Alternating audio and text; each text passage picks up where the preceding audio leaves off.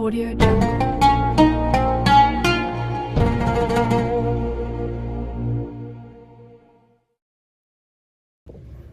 Assalamualaikum warahmatullahi wabarakatuh.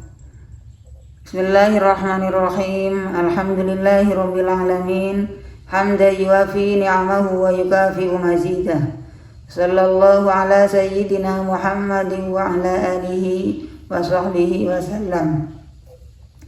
Qala Allah Ta'ala fil Qur'anil Karim. A'udzu billahi minasy syaithanir rajim. Bismillahirrahmanirrahim. Wa yas'alunaka 'anil mahid. Qul huwa adzan fa'tazilun nisaa fil mahid wa la taqrabuhunna hatta yatahharna. Wa idza tatahharna fa'tuhunna min haitsu amarakumullah. Innallaha yuhibbut tawwabin wa yuhibbul mutatahhirin. Qala an-nabiy sallallahu alaihi wasallam, hadza syai'un katabahu Allahu ala banati Adam. Al-hadis. Shadaqallahul azim wa shadaqan nabiyul karim wa nahnu ala dzalika minasyahidin wa syakirin. Diterangkan dalam kitab Al-Ibana wal Ifadhah dalam hadis Nabi, talabul ilmi faridatun ala kulli muslimin wa muslimatin. Mencari ilmu itu sangat fardu bagi setiap orang Islam laki-laki dan orang Islam perempuan. Hadis ini menjelaskan wajib mencari ilmu. Sebagian dari ilmu yang wajib dicari bagi perempuan adalah mempelajari ilmu-ilmu yang dibutuhkan. Sebagian dari ilmu yang dibutuhkan, sangat dibutuhkan bagi perempuan adalah ilmu hukum-hukum tentang haid, tentang nifas, dan tentang istihadah. Jika suaminya mengerti, dalam arti pinter, ahli ilmu, mengetahui hukum haid dan hukum nifas, hukum istihadah, maka suami itu wajib mengajari istrinya. Jika suaminya tidak mengetahui tentang hukum haid dan nifas dan istihadah, sementara istrinya juga tidak tahu, sama-sama tidak tahu, maka suami harus memperbolehkan istri keluar untuk bertanya kepada ulama. Bahkan wajib hukumnya bertanya kepada ulama. Dan hukumnya suami haram melarang istri bertanya kepada ulama atau belajar di ulama.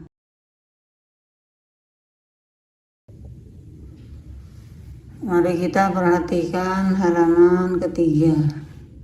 Sebelum kita menjelaskan di halaman ketiga, mengenalkan buku tulis ini, sengaja saya rangkum tentang masalah hukum-hukum haid agar bisa diambil manfaat, bisa dibaca-baca, khususnya untuk santri saya dan para alumni, agar bisa membaca-baca dan bisa mempelajari. Perhatikan di halaman ketiga.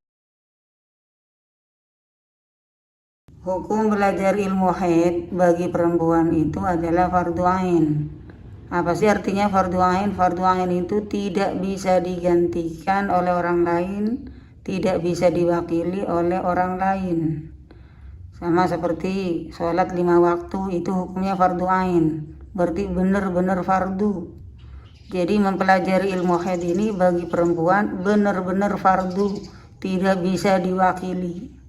Sedangkan bagi laki-laki hukumnya fardu kifayah. Terus kita pindah di batas usia perempuan haid.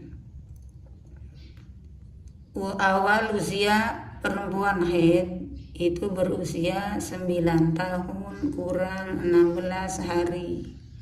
9 tahun kurang 16 hari.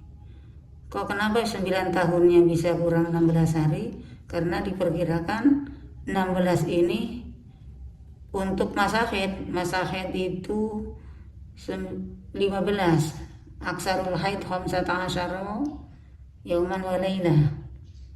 Jadi paling banyaknya haid itu 15. Kalau haidnya 15 kan kemungkinan mandinya di hari ke-16. Oleh karena itu, kenapa usia haid?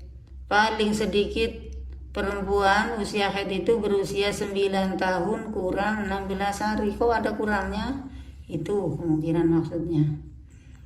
Jadi kalau usianya perempuan keluar darah, usianya sudah berusia 9 tahun kurang 16 hari, maka darah ini dihukumi darah haid. Kalau usianya kurang dari segini, misalnya 8 tahun atau 8 tahun setengah, maka darahnya dihukumi darah istihadah.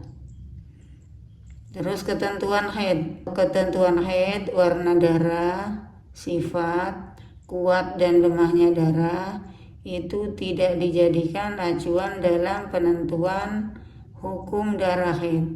Sebab pembahasan kuat dan lemahnya darah hanya untuk menentukan darah haid jika perempuan itu mengalami istihadah. Walaupun warna darahnya berubah-ubah, jika masih ada di lingkup atau di dalam hari-hari haid, maka tetap dihukumi haid. Walaupun darahnya darah kuat atau darah lemah atau darahnya kekuning-kuningan, kalau ada di masa-masa haid tetap dihukumi haid. Syarat-syarat haid itu ada 4. 1. Sudah berusia 9 tahun kurang 16 hari.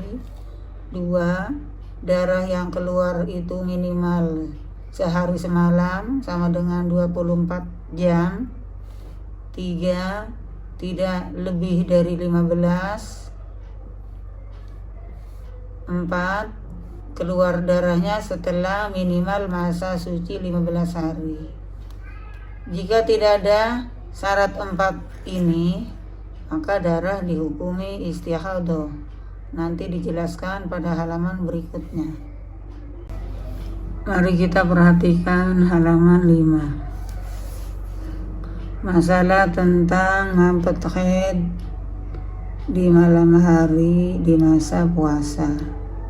Banyak yang tidak tahu atau banyak yang menanyakan tentang apakah boleh niat puasa malam hari sementara mandinya sucinya di pagi hari.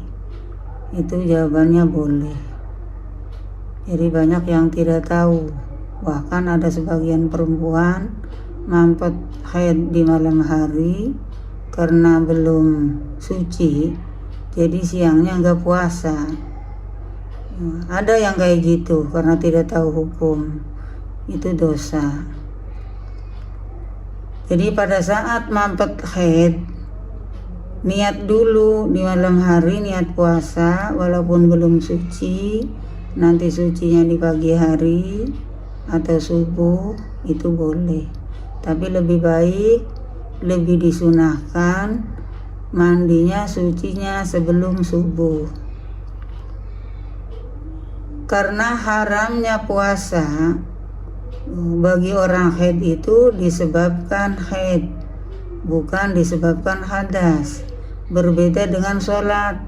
Kalau orang haid haram sholat disebabkan hadas. Berbeda lagi dengan bersetubuh suami istri atau jima. Orang haid haram bersetubuh disebabkan ada dalil yang menjelaskan tentang haramnya bersetubuh pada masa haid, baik dalam hadis ataupun dalam Al-Quran.